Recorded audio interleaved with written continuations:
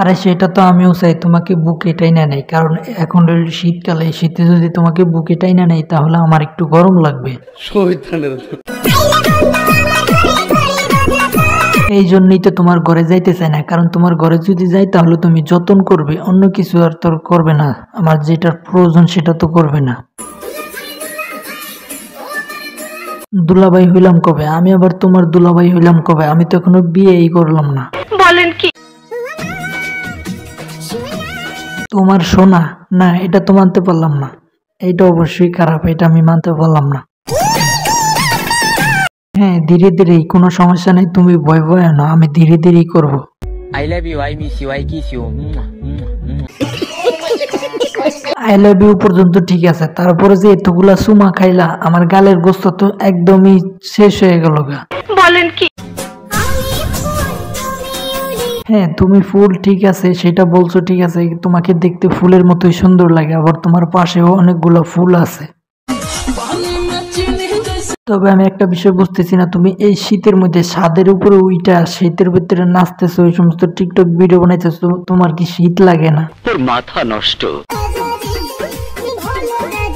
তবে তোমাকে দেখলে বোঝা যায় যে টিকটকারদের কত একটা নেশা টিকটক ভিডিও বানানোর, মানে এরকম শীতের ভিতরেও ছাদের উপর ওইটা টিকটক ভিডিও বানাইতেছো।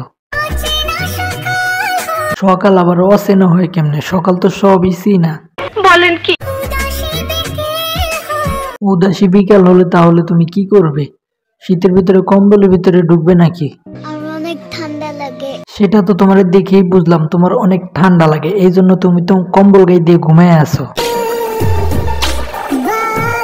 তবে তোমার হাসিটা খুবই সুন্দর, তুমি এই সমস্ত হাসি দিয়ে আমার দর্শকদেরকে পাগল বানায়ও না। সেটা তো তোমার দেখলেই বোঝা যায়, আদরের সোহাগে মনটা একদমই ভরে দিবে, কারণ তোমার এখন যৌবনকাল। ও, আদর সোহাগ পেতে হলে আগে তোমাকে ভালোবাসতে হবে। আচ্ছা ঠিক আছে, আমি নাই বাসলাম, কিন্তু আমার দর্শক তো তোমাকে ভালোবাসবে। ক্যামেরাম্যান নিচে রেখে তুমি ছাদের উপরে উঠে নাচতেছো, যদি তুমি ছাদের থেকে নিচে পড়ে যাও? তোর মাথা নষ্ট। মানে বুঝলাম না, তুমি এরকম টিকটকে প্রতিবন্ধী হয়ে গেছো কেন?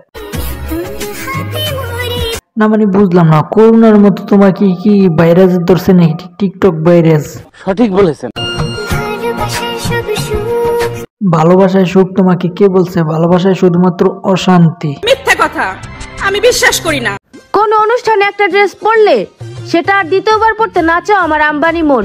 ও তাই নাকি? তাহলে তো খুবই ভালো, এটা তো খুবই ভালো কথা। তো গাইজ, এই সুন্দরী টিকটক দিদির ভিডিও কিরকম লাগলো অবশ্যই কমেন্টে জানাবেন, আর হ্যাঁ, এরকম ভিডিও দেখতে অবশ্যই চ্যানেলটি সাবস্ক্রাইব করবেন।